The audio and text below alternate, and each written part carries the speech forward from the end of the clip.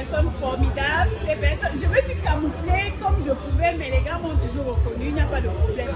Ce sont des puissants hommes d'affaires, on parle des opérateurs économiques, les gars qui chargent les conteneurs pour Maroc. Donc je vais vous présenter. C'est la première personne, Yannick, qui m'a reconnu. Donc je partais me cacher au coin là-bas. Il a dit, c'est quoi ta fille ici? Bien sûr. J'ai dit, on m'a encore reconnu ici à Guangzhou. Donc Yannick, bonsoir. Bonsoir Dacis. Dis-nous qui es-tu, ce que tu fais et voilà. Ok, je suis Yannick Cameroun, résident aux États-Unis. Je suis ingénieur informaticien. Ok. Et je suis venu en Chine par le biais d'un ami qui s'appelle William. Okay. Vous allez découvrir. Bonsoir William, viens on te voit, viens on te voit. Hello, bonjour tout le monde, bonjour la team. Voilà. William. Salut, mon ami William. Et depuis 2-3 semaines, nous fouillons de fond en comble la Chine pour essayer de saisir certaines opportunités, surtout dans le domaine de la quincaillerie. Ok. Donc, arrivé dans ce restaurant ce soir, nous avons eu l'opportunité, n'est-ce pas, de tomber sur Dacis. Moi, je l'ai remarqué parce que moi, m'intéressant au business en Chine, forcément, je suivais des vidéos de part et d'autre sur les Africains, surtout les Camerounais qui faisaient du business en Chine. Donc, j'ai reconnu Dacis, surtout grâce à ces lunettes, c'est ce que je l'ai dit tout à l'heure en offre. Donc, voilà. Je suis ici en Chine, n'est-ce pas, comme je vous ai dit, pour changer tes conteneurs que je vais aller vendre au Cameroun, que je vais aller commercialiser au Cameroun et voir ce que ça donne. Donc, je suis un diasporan qui décide de s'installer en Afrique, s'installer au Cameroun plus précisément. Et en relation entre Chine et Afrique, pas États-Unis, Afrique, donc Chine, Afrique. Ok, pourquoi avoir décidé d'investir au Cameroun, en Afrique? Pourquoi tu n'as pas décidé de rester aux États-Unis, vivre la belle vie, New York, Hollywood et tout ça? Pourquoi tu... Les États-Unis, pourquoi ne pas avoir? Parce que, vous savez, moi je suis quelque part un peu traditionnaliste. Ça veut dire quoi? Je m'attache à mes racines. Quelles sont mes racines? Mes racines, c'est l'Afrique, c'est le Cameroun. Donc, du coup, c'est vrai qu'ayant investi aux États-Unis, c'est pas la même sensation que l'on a lorsqu'on est investi dans le pays où l'on est né. Donc, du coup, pour moi, j'ai eu toujours ce devoir-là. Je me suis toujours dit, voilà, c'est un devoir pour moi de retourner investir dans mon pays. Essayer d'employer 2-3 personnes de mon pays me ferait très plaisir. Certainement, au début, je ne vais pas gagner, ça c'est vrai. Mais avoir ce sentiment patriotique, avoir, n'est-ce pas, cette redevance-là que vous avez envers votre pays, vraiment pour moi, il n'y a rien qui dépasse là. Donc c'est pour ça que je rentre investir. Et l'idée, c'est qu'en Afrique, il y a encore beaucoup à faire. Franchement, il y a des ouvertures pas possibles. Moi, je vous dis, moi, je suis ici en Chine, je vois ce que les gens achètent ici à un franc symbolique et partent revendre là-bas en Afrique à 4 fois, 5 fois les prix. Donc, du coup, pourquoi pas tenter autre chose?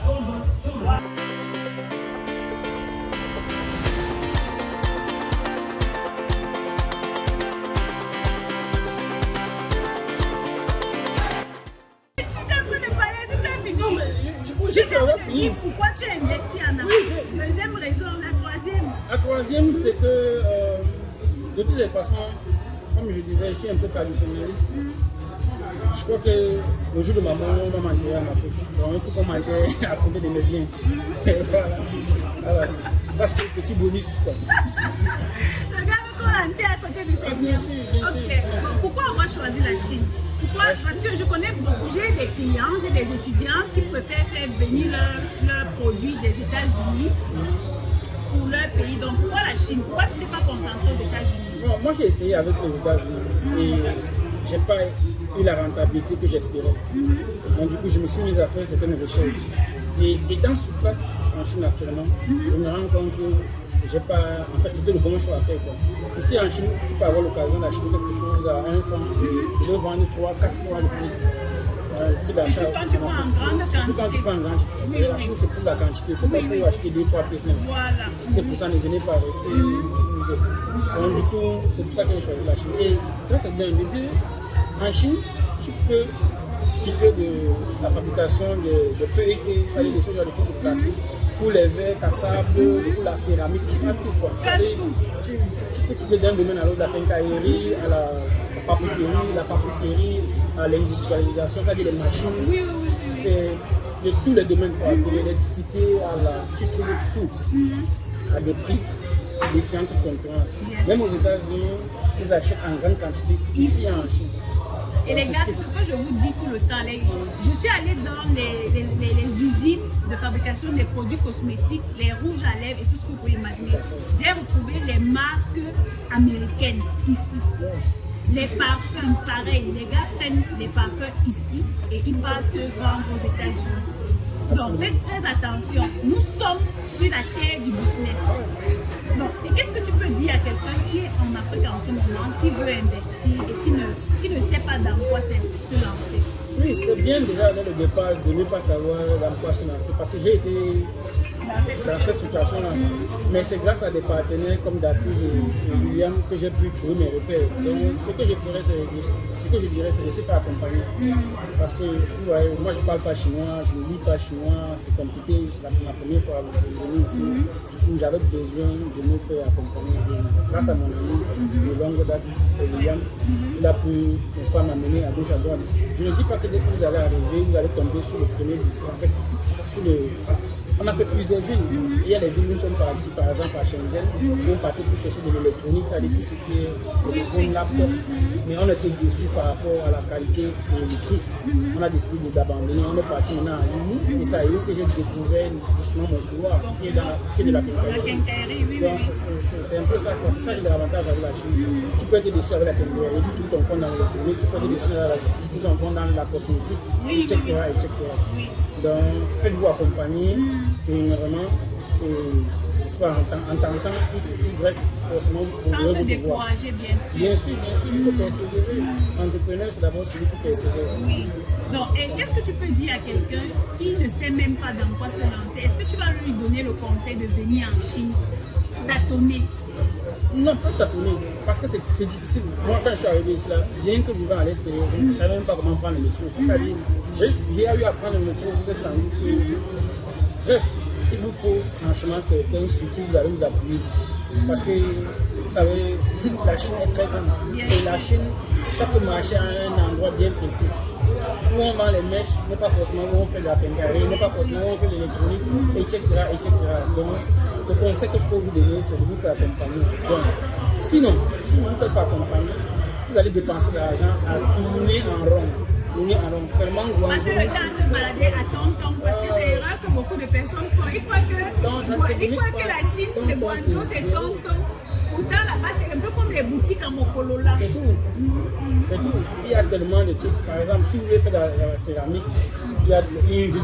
Ça, si vous voulez faire ne donne pas nos secrets. Vraiment, ceux qui veulent, ils vont se faire accompagner. C'est pas ça. Ils ne donnent pas les secrets de nos villes. C'est un peu ça, la Chine, c'est très vaste. Vraiment, c'est très vaste. Et dis-moi, tu as commencé le business depuis combien de temps? À quel âge? Moi, j'ai commencé le business, je veux dire, un peu tôt et de manière bénévole, il faut le dire. J'ai un ami à moi, il est en Italie, et c'est lui qui m'a un peu mis le pied à l'étrier, quoi. Parce que c'était quelqu'un de très battant. Et on a commencé ensemble, je l'accompagnais juste dans mes heures perdues. Et le gars, lui, faisait un peu de tout, quoi. Et lui était un opportuniste, dans le sens où, quand il y avait une fois X endroits, il partait là-bas, vendre certains produits. Ça pouvait être de tout, ça pouvait être dans la cosmétique, ça pouvait être dans l'alimentation. Et derrière lui, j'ai appris, n'est-ce pas, à faire du business, à acheter et à revendre. Là, on parle des années 2009. Moi, j'étais à l'université et lui, il faisait ce petit business-là en tout temps. Donc, c'est grâce à lui que j'ai pu m'imprégner vraiment sur la chose business, achat et revente. Donc, je veux dire quoi, c'est depuis 2009 que je m'exerce dans le commerce, je m'essaye dans le commerce. Je ne suis pas encore arrivé à l'endroit que je souhaite, mais sinon, c'est depuis 2009. Mais sinon, il importe un des conteneurs. J'ai décidé de... Bon, moi, je veux savoir, c'est quoi le rapport entre l'informatique et la quincaillerie? Il n'y a justement pas de rapport. Le seul rapprochement que je peux faire, l'informatique, je suis salarié, à la quincaillerie, je veux être bourse. Mon propre patron. Voilà le rapport. Donc ça veut dire que tu es en transition. Exact. Écoutez bien, Yannick n'a pas encore laissé son boulot. Non, pas encore. Il y a beaucoup de personnes qui ont lu mon livre Millionnaire grâce au e-commerce où je parle de ma période de transition parce que j'ai travaillé pendant longtemps avec les Chinois. Et à un moment, j'ai quitté mon boulot, je suis revenue à Guangzhou tester le business, ça n'a pas marché, je suis repartie travailler. Voilà. Je parle de ça dans mon business. Je suis encore salarié. Oui, et vous voyez, aujourd'hui, il charge les conteneurs et il est salarié aux États-Unis. Ça veut dire que pour devenir patron, tu ne te lèves pas un matin, tu abandonnes ton boulot. Il faut toujours quelque chose qui te tient et qui te permet d'arrondir les fins de mois pendant que ton business évolue. Absolument. Donc, si vous voulez, vous pensez que l'entrepreneuriat, c'est être libre, vadouiller comme on veut. Voilà un opérateur économique. On voit. Non, tu es déjà un opérateur économique, mais tu es salarié. Si c'est d'assise qui le dit, j'accepte. Vraiment, humblement, tu es un opérateur économique, mais tu continues de travailler pour quelqu'un. Vous comprenez les gars, donc si vous souhaitez vous lancer en business, ne pensez pas que lâcher vos études rapidement ou lâcher votre boulot rapidement va vous permettre d'avoir les résultats. Non. Vous allez avoir les mots de tête. Parce que votre business, pour qu'il prenne, ça prend du temps. Ah oui. Ça prend du temps pour mettre en place un système. Tout à fait. La vitesse de croisière, quoi. Et quand il va savoir qu'il a 10 fois son salaire par mois, je suis sûr que tu vas lâcher les États-Unis. Bien sûr, absolument. C'est ça, c'est comme si tu disais dans mes pensées. Bien sûr. C'est ça. Et ça tombe bien parce que hier je faisais, moi je ne prends pas au hasard, vous savez. Hier je faisais une vidéo quand j'allais au marché des carreaux. Je faisais une vidéo où je parlais du Back to Africa et je disais aux gars, arrêtez de faire les vidéos en Occident pour vous montrer comment vous mangez les sandwichs et les burgers. Parce que quand vous faites ça, vous faites croire aux gens que vous vivez bien, pourtant vous souffrez. Est-ce que quelqu'un qui est aux États-Unis peut vivre le rythme de vie de quelqu'un qui est bien en Afrique? Est-ce que tu as le confort que tu veux? C'est vrai, tu as la beauté, tu as le wifi, tu as tout, mais est-ce que tu es à l'aise comme quand tu es au pays? Je ne peux pas vous mentir, quand je suis ici, je ne suis pas très à l'aise. Je suis à l'aise chez nous. Même s'il y a tout le confort ici en Chine et tout, mais je suis à l'aise chez nous. Donc, dis-nous, qu'est-ce que tu peux dire à un jeune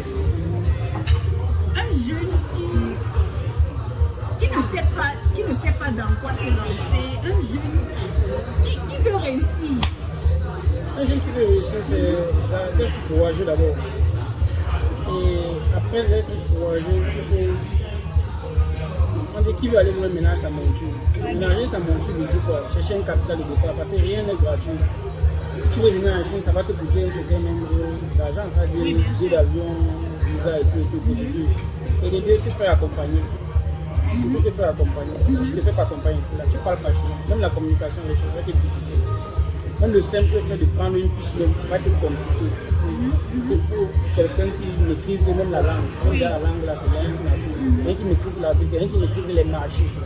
Parce que comme je disais tout à l'heure, les marchés, chaque produit a un endroit bien spécifique. Tu marches avec quelqu'un qui connaît. Voilà. Sinon tu vas acheter chez des revendeurs. Et plus cher. Et tu serais venu en Chine pour rien. Donc, si tu refuses de te faire accompagner en te disant que tu as envie d'économiser l'argent, oui, en ce moment-là, tu économises, mais plus tu as dans les achats, tu vas perdre cet argent-là même fois 5. Donc, première des choses, c'est vraiment ça met beaucoup de courage de chercher les moyens de sa politique. Tu peux décider de travailler pendant 5 ans, tu fais des épargnes. Lorsque tu sens que voilà, tu as un capital assez conséquent, tu contactes soit Dassi, soit William, et voilà. Ensemble, vous pouvez travailler sur certaines lignes de business parce que moi je fais la guinguerie, mais d'Assise elle a certainement des contacts qui font dans l'ameublement, dans la cosmétique, etc. Bien c'est pareil. Chaque personne où il trouve son compte, c'est là où il se lance. Très bien. Alors dis-moi, comment quelqu'un peut réussir son business? Pourquoi tu n'as pas abandonné à un moment?